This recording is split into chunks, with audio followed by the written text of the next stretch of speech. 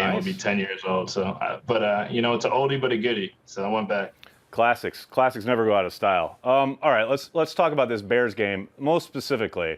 We'll get to the game itself in a moment, but you know, each week we're like obviously hopeful that A, you're involved, but B, that you bust out a big play or two, and damn if you did not disappoint this week. Let's take a look at this big run, because you know I woke up on Monday all jazzed about it. I had it up on Twitter first thing.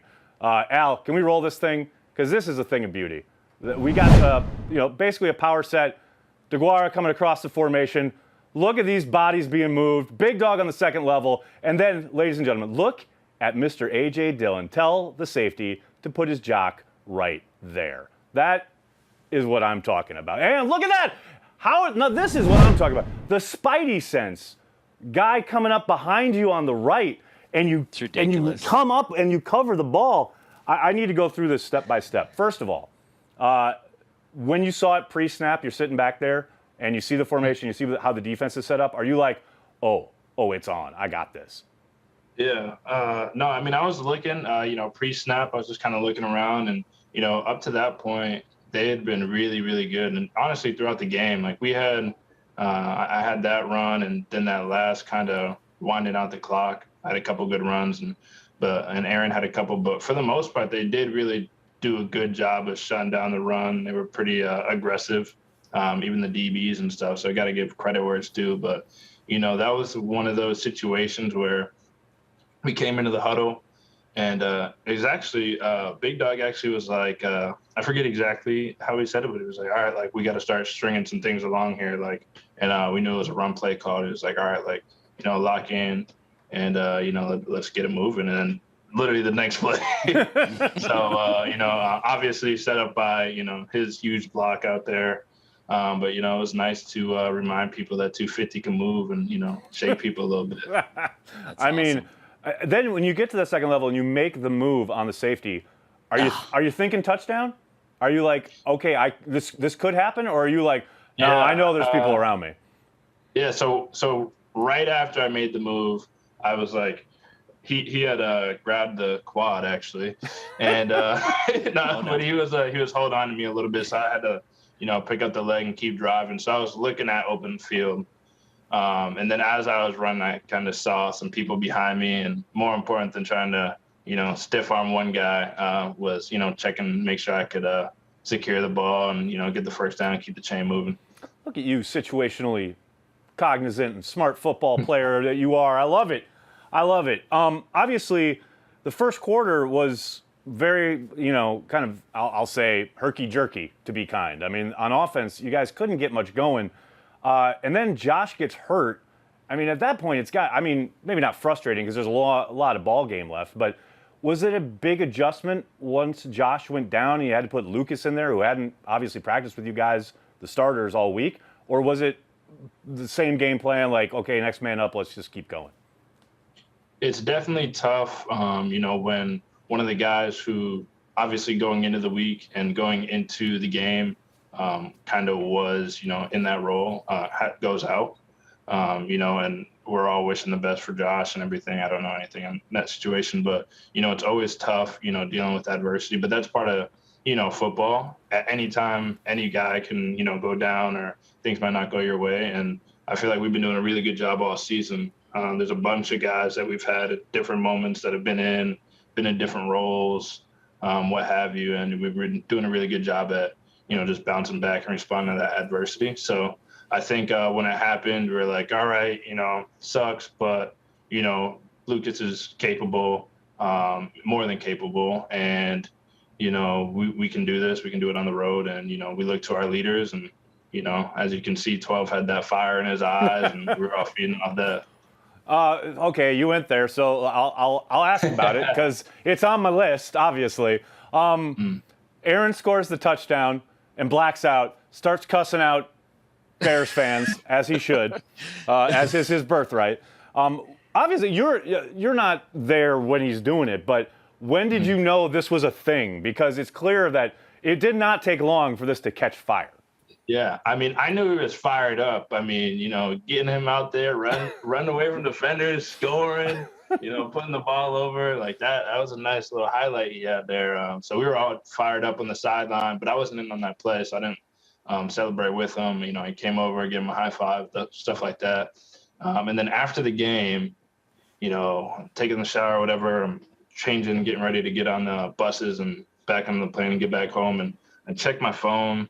I'm going through Twitter and I see like the stuff about me or whatever. And then I see like all these people, like I just keep seeing the same clip and I'm like, I know he scored a touchdown running in. I was there, so I know what it looks like, but I keep seeing it. And I'm like, all right, let me click it. And I'm starting to read the captions and all the comments below, and I'm like, that is hilarious. But if there's anybody that may or may not have the rights to that place, definitely has to be 12. I mean, absolutely. Much like one day you will own Door County, Aaron Rodgers definitely owns Soldier Field. There's zero question about that. Getting back on offense real quick, you've had like 39 touches in the last like 3 weeks. Do you feel like you're kind of finding a groove on offense? Because it really seemed like the flow between having you in there or Aaron in there, like either drive by drive or even within a drive, really seems like you guys have found a good groove and a good complementary way to play. I would definitely say this is the most comfortable and confident I've felt, since being part of the team here. Obviously, last year, not to be too long-winded, but last year was obviously we had COVID, we didn't have fans. I was behind Aaron and Jamal. There's so many things to, not really. It was all kind of all over the place. And then this year, I started to be in the offense a little bit more in different ways. And last week, I got to be involved more in the passing game. And then, I think I always say like everything happened for a reason. And when people ask me about last year, I'm always saying how it taught me to make the most of those opportunities because I didn't get too many carries. And now I feel like, going into this year, I'm just like really, embracing those opportunities and whatever role it is. And I think it's been working out well. Understatement. Yeah, it's been working out well. Yeah, it's been working out okay. I love it. Let's bring in our panel. We got 3 fantastic guests this week. Starting with Matt Ramage, Mr. Quick Trip himself, podcaster extraordinaire. You know him from everywhere on the internet involving the Packers. That's where Matt is. We've also got Monte Moore, a newish podcaster over at Game On Wisconsin, joining us from Arizona, way down south where it's hot, not like New York now where it's getting kind of cool finally.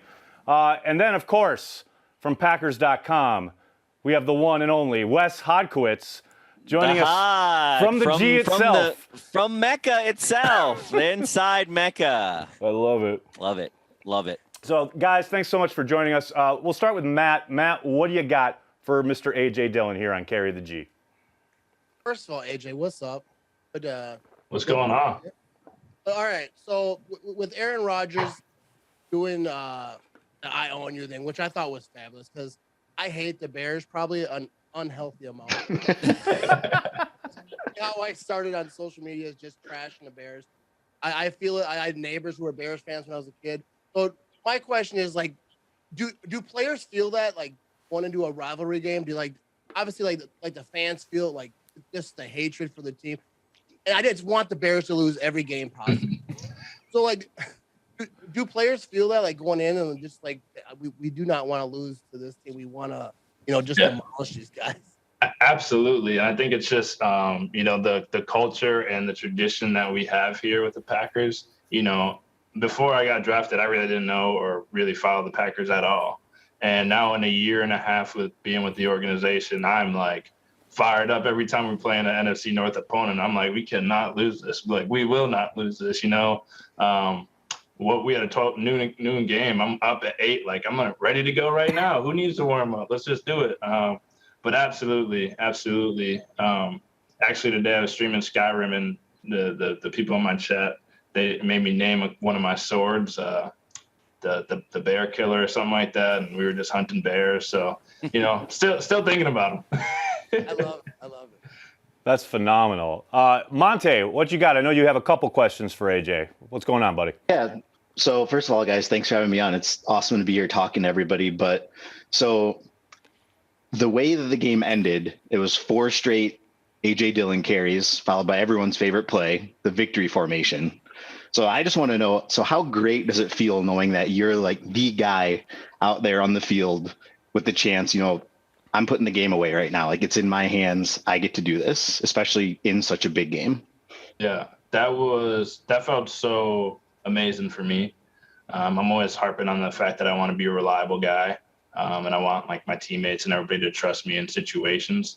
And, that's one of those situations that winding down the clock, the defense is trying to stop you. They know we're going to run it. They're calling all their timeouts. We have the 2-minute warning, and we know we need 2 first downs out of just run plays. And so, to be able for the coaches to put me out there and, my teammates to be like, hey, AJ's got it. And also on top of it, they're trying to rip out the ball and all that stuff. So it's like really nice that they can look at me and be like, you know what, he's got it. He can do it. Monte, did you have another question, buddy? Yeah. So another thing, and this is not related to the game specifically, but one of the things that's always been fascinating for me is when a guy comes out of college going into the NFL, as a rookie. You're not a rookie anymore, obviously, but still really young into your NFL career. So what do you think is the biggest difference between a college locker room and now that you're in the NFL and NFL locker room? That's a good question. I would say one of the first things that sticks out to me, and it's probably like the obvious thing, is that, everybody here is a grown man and like they all have, not all, but, kids and wives and families and all this other stuff that in college, like you might have like one guy on the team who has a kid or something, but, like you're just kind of, playing football, going to class and, having fun. Whereas, some of these other guys in their off day, they're like taking their kids, like they're taking their kids to school. I'm downstairs in the basement playing video games, doing homework up at night with their kids and stuff like that. So, it's definitely, that was the first thing, like straight up, like you walk in the locker room and you got guys like Big Dog. Is this year 16 for him or 17? 17 now, yeah. 17, like that's more than half my life. so that's definitely the biggest difference. Awesome. Culture shock. Big time, right? Big time. Speaking of culture shock, Wes Hodkiewicz, what you got, buddy? What a transition that was. Perfect, Nagler. Well, first off, thank you for having me. I think that's the the thing everyone's been saying so far. So I appreciate being here. AJ, nice to chat with you again. Actually, it's kind of cool. I think you actually get to see my face rather than just the name bar when you do the normal interviews and the press conferences and off Zoom. But I had 80 different questions I wanted to ask. Aaron Nagler gave me one of them. I wanted to ask about ether pebbles. I wanted to ask about your favorite wild tomato pizza, but this is the one I came up with. I know you've talked about sports cards before. I'm a huge sports card collector in my personal life away from Lambeau Field. My question is 3-pronged. One, what is your favorite card that you have currently? What card got you into collecting? And do you have a chase card somewhere out there that is not a part of the AJ Dillon collection that you at some point would like to have? Okay, that's an awesome question. I love that. As you can see down here in the messy basement, I have just millions of cards. You can't even see the magnitude of how many I have. But what got me into it? So this off season, I went down to Panini to kind of finish up my rookie, all the things I needed to sign. So I went down there, did that, and they gave us a couple boxes to go, like, nothing crazy. And I was like, I open these. I was like, this is cool. And I had posted a couple on my TikTok. I was like, hey, like, any good cards here? And I honestly left them wherever I was and at the hotel and just went about my day. And somebody was like, hey, you had a $200 card there. Like, what? I was trying to call back to the hotel. I was like, hey, can you send me those cards? Pretty sure they were gone. But I forget what it was. It was a nice RPA, somebody. But and then as far as my favorite card, I have a bunch down at PSA right now, which should be back this week. I have a bunch of Justin Herberts, a bunch of Jordan Loves getting signed. But my favorite card at this moment, my collection, is this Otani rookie. Oh, nice. Rookie auto. Oh, damn. Oh, perfect. And it's PSA 9 with the on-card autograph. So that one's definitely number one. And then your other question was a chase card. I'd probably say I'm a big LeBron fan, so probably like a really cool like rookie LeBron. Not something that's going to cost me like $1 million. A nice one to just have would be nice. You know what hurts the most for me is I'm a little bit older. I'm at 33 now. I always wanted to get a rookie LeBron. I never did it. I was lazy. Yeah. And then now you had the whole sports card, blow up here the last few years. Unless I get into a different industry, I don't know if that's ever going to happen for me. But I'll tell you what. I mean, there are some beautiful cards out there right now. Just to throw out mine, I put this on my own Twitter account. I got a Tim Boyle National Treasures on card graph. I sent it to Tim. I was so excited about it. And as we found out, poor Big B, one of our loyal Packer Twitter followers, unfortunately, I outbid him on eBay for it. I outbid a 14-year-old child for a signed rookie Tim Boyle card. But it's what you got to do in the business. The card game is cutthroat. It's cutthroat, baby. It's ruthless. Big B learned. It ain't show friends. It ain't show friends. It's show business. I hear you. No doubt.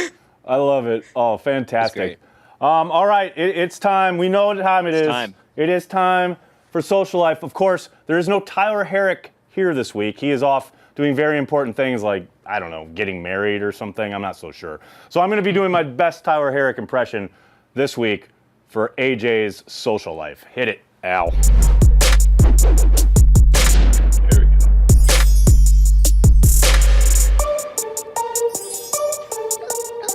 Whoa, what is up, AJ?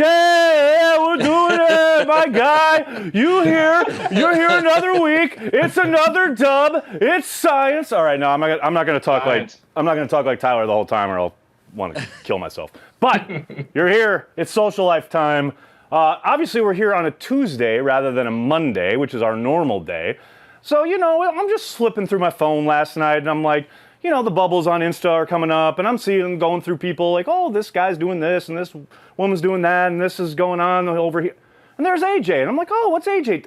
And I went down a rabbit hole of finding out what you were up to last night, and I just want to show this picture of Mr. AJ Dillon. I couldn't find video, but is that you with a guitar? Was this an AJ Dillon unplugged performance last night at Fat Joe's? I need to know what is going on here, my guy. Might have been a talk show, might have been a concert. You just had to be there. I can't give away I can't give away all my secrets. You just had to be there. That's very disappointing. And now I very much expect you to arrive at this show at some point this year with the guitar. And we're gonna have what we're gonna do is we're gonna have you sing a song with your guitar, and we're gonna put Aaron Rodgers to shame. That's what we're gonna do. That's gonna be. We're gonna have a guitar off, as it were. But we know you're cool. We know you're cool. Even though the internet seems to think you and Kurt Benkert are a couple of dorks. I saw someone come at you about how you guys were like so fun but not even cool, and you responded, "Been cool since '98. Look at this little guy here." Oh yeah. Come on now. I need to go get those shades again. No, I mean that's a good look. I will say, that's you in 1998, and that would be 2 years after Corey and I met in college. So thanks for that trip down memory lane there. Appreciate it. It's making me feel a little old. But seriously though. You mean that mustache? Wait a second. Oh God, here we go. You mean that mustache isn't making you feel like Wilford Brimley there? Yeah. Okay, let's be real here. Look, you can talk to AJ. I said I'm not shaving until they lose, and they haven't lost. Wow, so you're a diehard. It's AJ's fault. He keeps helping them win. He's a man of his word. Thank you. Exactly. You got to respect the integrity of the game. Yeah, the game is the game, as I always say. There's no game in that mustache. The game is the game. I've never heard anybody say that one. No, what? You've never watched The Wire. That's a quote from The Wire. Omar says it. You need to watch The Wire, kid. You're gonna love it. I'll put it on your list. Put it on your list. But I did want to touch on this because you put it out there, and I absolutely loved this tweet. Man, this really hit me. Every single practice after a full day's work. Camps and tournaments in every part of the country, every single high school game, home and away in college, through a pandemic, back-to-back road games. My mother has been there. That Go AJ has kept me grounded through it all, and you better believe we're going to play this video. Al, roll it.